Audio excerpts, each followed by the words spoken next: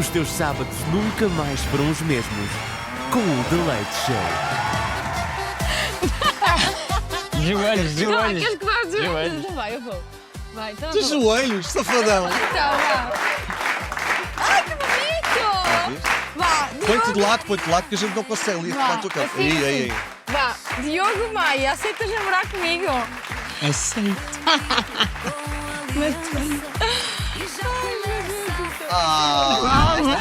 Vocês continuam amigos? Eu tenho a Cristina como uma pessoa amiga. Se ela um dia precisar de mim, eu vou estar sempre cá. E quero acreditar que se eu precisar dela, ela também vai estar para mim. Agora, hoje a nossa relação é claramente mais distante do que aquilo que foi. Porquê? Ficaste magoado de ter saído da TV? Eu não fiquei magoado e nunca me afastei dela. E acabei de dar uma resposta. Se a Cristina amanhã precisar de mim, eu estarei lá como sempre estive, ao contrário de muitos outros amigos, que supostamente são amigos, mas nas alturas de dar a cara escondiam-se. Queres dizer um nome? Atrás de- Tu votaste nas últimas eleições. Votei. Tu tens cara de quem vota André Ventura. Oh, que puta da pergunta. E agora? Tu és um homem tão frontal. Na segunda volta. Vou-te perguntar isto de outra forma. Mas eu respondo. Vivemos num país onde, hoje em dia, vivemos em democracia, em total liberdade, mas é feio ou não é politicamente correto assumirem-se determinadas coisas? Sim, como, por sim, exemplo, sim, votar sim. André Ventura? É feio, sim, é feio. É feio porque... As pessoas não respeitam as opiniões dos outros, as vontades dos Exatamente, é isso, mas eu na segunda volta votei Ventura, é verdade. outros. E votas Ventura porquê? Opa, porque acho que... Eu não te vou dizer se ele é bom ou se é mau, que não conheço o homem de lado nenhum, mas acho que se deve dar uma oportunidade às pessoas. Na minha opinião, é isso que eu defendo. Eu fui sempre infiel em todas as minhas relações, nunca consegui. Era completamente passada. E com o Mas Vasco, tinhas muito amor para dar, eu achei que eu não gostava muito de mim, sinceramente. Achava que o sexo podia. não gostavas de ti, De mim. mas era... eu, na fase em que gostava menos de mim, eu ficava fechado em casa debaixo do lençol. É, pois. Só que eu fingia orgasmos também, por isso é que eu te digo. Fingias? Eu tinha sexo e não tinha assim grande prazer. Era só tipo para visitar países, É mas isso, não ias ver pumba, museus. e Era está só... feito, é isso. Ok, era só check, carimos no Está passaporte. feito. Era um número, era uma listinha quando somos miúdos. Sim. Agora com o Vasco, Continuas a fingir orgasmo? não fiz já. Tu achas que ele finge? Eu acho que não, Tu, nem dá tu para achas que é fingir. possível um homem fingir orgasmos? Depende, se tiver preservativo dá para fingir perfeitamente, agora se não. Em Portugal nunca encontrei um martelo. Nos Estados Unidos nunca encontrei um martelo. Em Inglaterra nunca encontrei um martelo. Onde se encontram perucas. Na Austrália, onde se encontram perucas. E porquê é que há também países que nunca têm falta de martelo? encontrei um martelo. E, na verdade, não sei se há algum tribunal, a não ser no cinema, onde o juiz tenha um martelo.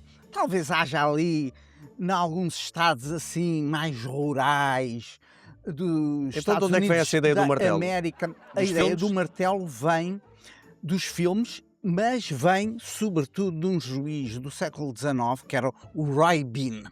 O Roy Bean era um juiz norte-americano que tinha um saloon, era analfabeto, mas decidiu que no saloon dele também ia passar a haver julgamentos.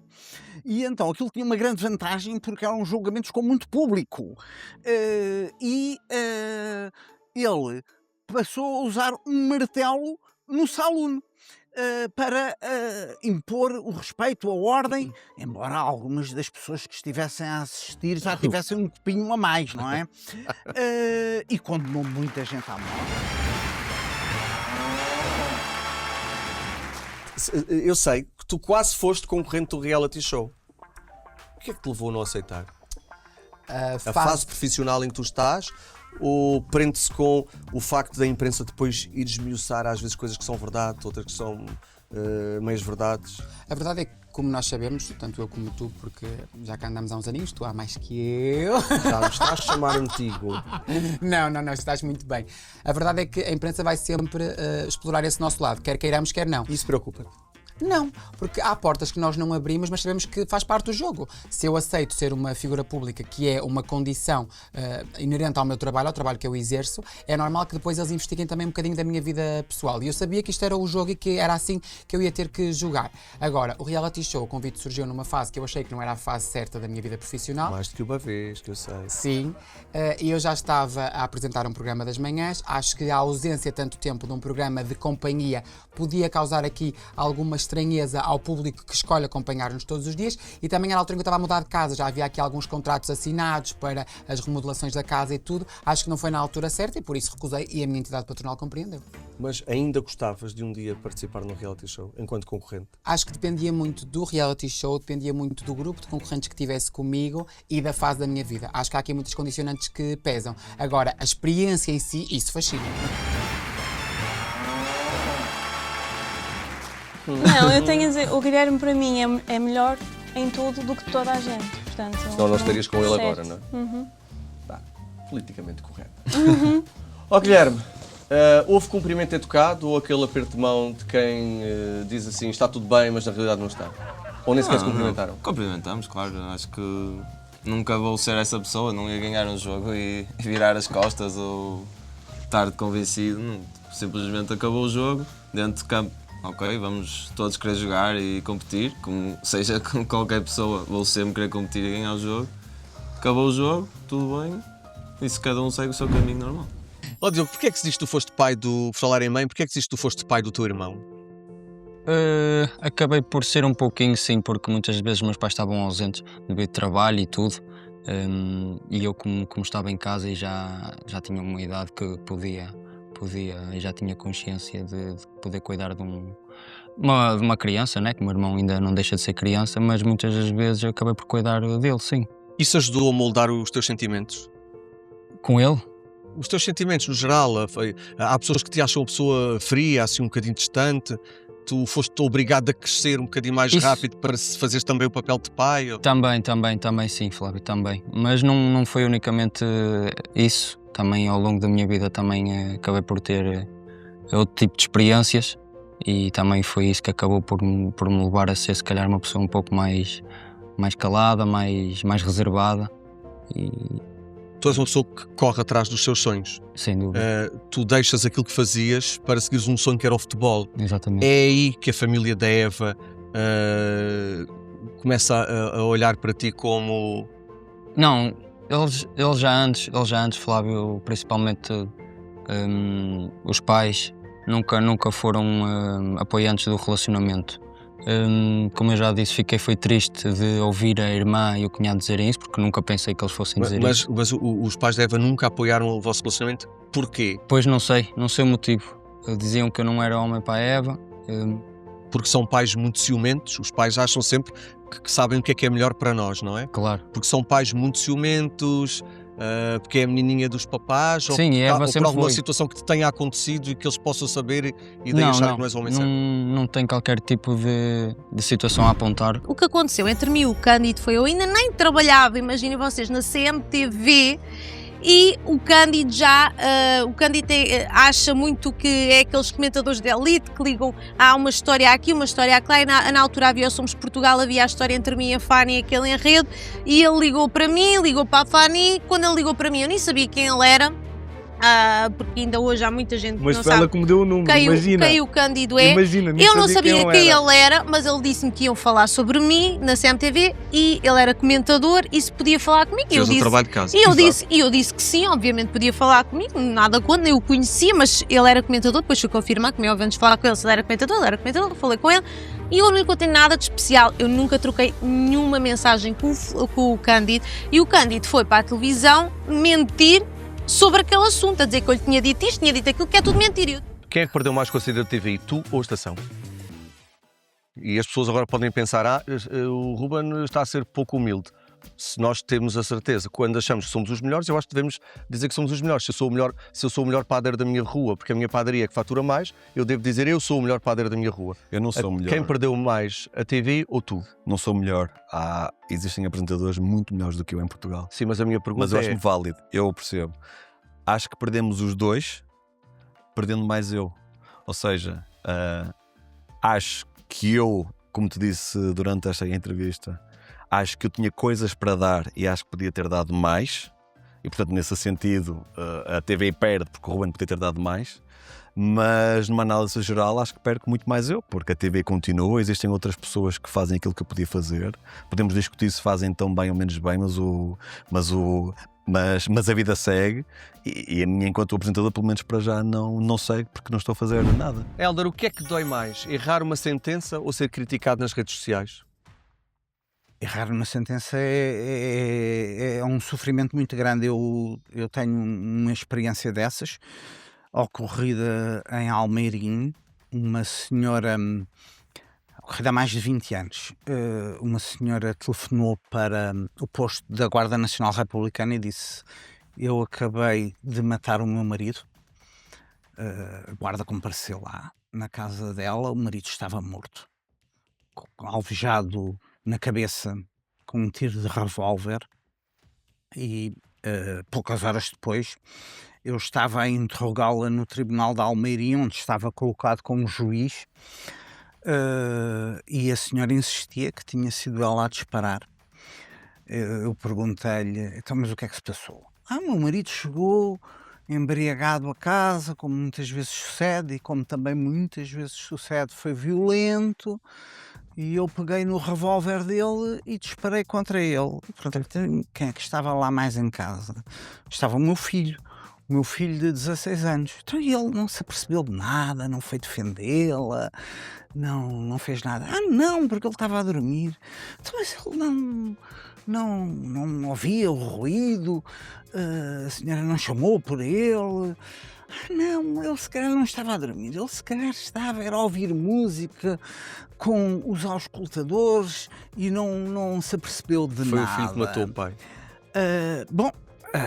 Eu fiquei ali com sérias dúvidas, mas estava ali a agir como juiz de instrução criminal e naturalmente que supunha que depois a investigação liderada pelo Ministério Público iria determinar, se é que já não teria feito, iria determinar que se fizesse algo de básico, que é a recolha de eventuais vestígios de disparo, a recolha de pólvora nas mãos. A verdade é que o processo foi encaminhado para investigação, liderada pelo Ministério Público, e eu só volto a ter contacto com o processo uma semana depois e verifico que essa diligência não tinha sido levada a cabo. Eu já tinha mandado a senhora a guardar os autos em regime de prisão preventiva. Ela foi para a prisão de Tires. E eu, até hoje, tenho sérias dúvidas que ali tenha sido feita justiça. Primeira figura, somos Portugal. Sim. Tu gostaste de desempenhar aquele... Nunca te perguntei isso nos bastidores, mas tu gostaste de desempenhar aquele personagem? Na altura, eu entendi a criação daquela personagem. A Ana Arbentinha era uma das apresentadoras, tinha formação em representação e foi uma forma de explorar esse lado da Ana, achando a equipa, que é a equipa da Coral Europa, que eu seria a pessoa mais indicada para o fazer com ela. E fizeste-o com desconforto? Eu às vezes senti isso. Sim, pela castração que havia da parte do público. Porque tu tinhas na SIC o João Baião a fazer 1001 personagens durante a tarde e eu não posso de forma alguma comparar o João Baião porque ele é muito melhor que eu, tem muito mais provas dadas que eu. Mas também começou por algum lado, não é? Mas não causava estranheza. A mim, sendo um homem, sendo homossexual, tendo todos os trejeitos que tenho, não aceitaram ver-me no papel de uma mulher. E eu acho também que eu não tinha a formação suficiente e a bagagem suficiente para lidar com as críticas de que fui alvo. Mas agora, há uns tempos, andei a remoer nessas personagens e decidi investir numa formação em representação, porque voltei a pensar, eu até gostei de fazer aquilo. O que pesou para mim e o que teve de negativo aquela personagem foi o impacto que teve no público. Não sei porquê, em setembro do ano passado, começou a dizer merdas atrás de merdas, os meus advogados a dizerem-me, e ela também a dizer, não respondas, está calado, não digas nada, respira, Celso, mas esse não é o Celso. Mas se calhar vendo agora as coisas para trás, se calhar foi a melhor coisa que eu fiz, porque não deixei de ter crédito das pessoas, as pessoas... Agora, claro que aqueles 10%, e nota-se, eles vieram todos. Ele começou a atacar e os outros vieram todos atrás, em matilha. Pronto, cadê isto, aquilo? E isso beliscou, além de ter prejudicado a calmaria da tua família, prejudicou-te a nível profissional? É a primeira vez que eu te vou dizer isto, e eu já disse a ela e à minha equipa que eu tenho que fazer um vídeo, eu tenho que fazer um podcast ou qualquer coisa, uma entrevista, chama-lhe que quiseres, mas é isso que te vou dizer. Isto mostrou realmente ao Fábio a força do nome que eu tenho, tanto da empresa, do grupo, como o meu pessoal, que andámos ali 1 mês e meio, 2 meses um bocado, principalmente nos primeiros 15 dias é que foram mais dolorosos, porque não estávamos habituados àquilo. Mas depois desta tempestade passar, o nome ficou intacto. Aliás, acho que o nome ainda ficou mais reforçado, que as pessoas viram que essa personagem era zero. Depois nós começámos a ver quem era a pessoa, quem não era, pronto, e não vale a pena falar muito, pronto, que ele não tem crédito nenhum. Mas o que é certo, da minha parte, eu fiquei mais reforçado em termos de crédito perante a sociedade, porque as pessoas falam nisso, como é óbvio. Pronto, e depois houve alguém que o deitou também abaixo, que foi o Numeiro, que fez um vídeo. Pronto, mas é o orgulho que eu tenho dessa história toda, e foi uma experiência má, é um facto, da força que tens no nome, porque as pessoas viram que realmente que... Vocês nunca tiveram qualquer tipo de relação pessoal, profissional? Zero. Ele fez acusações muito graves, sim, não é? E meteu gráficos a dizer que eu desviei 3 milhões de euros para os Estados Unidos porque comprei lá um apartamento, uma casa em Miami, que por exemplo, as coisas mais graves que ele disse... foi que qualquer mulher que quisesse subir de posto no meu grupo, que tinha que ir para a cama comigo, muito menos. Aliás, nós até metemos depois uma ação em tribunal. Tu consegues perceber hoje o que é que leva uma pessoa a canalizar tanta energia negativa durante semanas a fio, a preparar gráficos, a fazer vídeos? Eu só consigo perceber porque o tipo, quando começou-me a atacar, tinha 11 ou 12 mil, por exemplo, no Instagram, que eu recordo mais ou menos, a minha equipa falou-me, e passado um mês e pico, tinha 70 e tal mil. No meu caso foi o não pedir ajuda, o não querer incomodar a minha família. E então eu fingia que vivia noutro sítio e tudo, nunca lhes contei mesmo a verdade, porque não os queria preocupar. É isso. Falta de amor nessa altura? Falta de amor, não sabia o que fazer, estava completamente desamparada.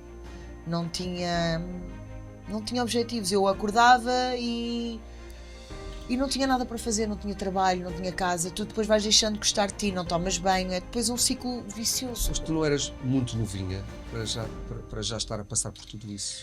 Eu era muito novinha, mas eu acho que também comecei a minha vida muito cedo, sabes? Aos 12 anos também já tive responsabilidades que não deveriam ser de uma criança. Para mim, eu fui uma espécie de cobaia, não é? Portanto, eu desde os 12 anos eu acho que me estragou a vida toda. Apresentarias um Big Brother? Um reality show? Com certeza. E como concorrente? Já foste convidado para entrar? Nunca fui convidado. Diria que não. Só se fosse uma proposta irrecusável. Irrecusável naquilo que é apresentado. Não falo num Big Brother, mas faz um Survivor, por exemplo. É assim, de facto, uma coisa extraordinária que eu digo, não, tenho muita vontade em ir. Ou então que fosse uma proposta financeira daquelas que eu não quero, mas com estes números fica difícil dizer que não. De uma forma geral, dizia-te que não entrava. Eu nunca fui convidado. E no meio de todos esses fãs que te abordam na rua, nunca houve assim uma abordagem mais simpática de uma dama? Ou pela internet, porque hoje em dia a malta está... Posso dizer que são raros os casos, mas sim. Mas já aconteceu? Sim, já aconteceu. E como é que se reage? O ego fica assim... Claro, eu procuro respeitar aquilo que as pessoas me dizem. Já me aconteceu pessoas enviarem-me uma caixa de chocolates e depois enviarem-me uma segunda caixa de chocolates. E acabaram a comer os chocolates ou comeu sozinho? Eu agora estou muito moderado em matéria de doces. Ah, pronto, Tive que ok. distribuir ali na TVI. Tive que É um homem que partilhar. partilha. Tive que partilhar. Ok, já percebi, é como eu, não é egoísta. Porquê é que sais do Somos Portugal? Porque a TV assim entendeu e comunicam-me e está tudo certo e colocam-me num outro projeto que foi o Big Brother 2021, no qual trabalhamos juntos. Tu também chegaste a apresentar alguns diários da tarde dos realities. Foi prazeroso? Devo confessar-te que não foi o registro onde me sentisse mais Ou os confortável. terias feito de outra forma? Não, os faria da mesma forma, porque era a forma que eu sabia fazer naquela altura, mas a mim limita-me muito o teleponto. Eu não uso teleponto de forma alguma e não gosto que me editem. Para quem não sabe a terminologia técnica, editar é quem nos fala ao ouvido. Eu não gosto. A mim só me dão tempos, não me dão dicas, não me dão nomes, não me dão nada, porque eu decoro as informações dos convidados. E o teleponto limitava-me muito. E eu percebo que no reality show exista, porque tu tens muito rigor na informação que passas. De repente é o Norberto que falou com a Ana ou com a Ariana e tu não podes falhar, porque há um público muito acérrimo que vê o programa, mas a mim limitava-me muito. Então talvez se voltasse a fazer, tentava fazê-lo sem teleponto. Ok. Como há sempre alguém que olha. Alguém que olha para ti e diz: o Flávio pode ser comentador domingo à noite. Como há um diretor em todos os canais que diz: este pode fazer as manhãs ou as tardes. Há sempre alguém que nos dá espaço. E depois tu consegues ocupá-lo ou não. A Cristina deu-me muitas oportunidades, que eu sou muito grato por elas, e que eu também acho que consegui corresponder, se me permites dizer. À parte disto, tornamos-nos amigos. Se tu me perguntas de uma forma geral se essa amizade me trouxe muitos dissabores, trouxe seguramente muitos dissabores.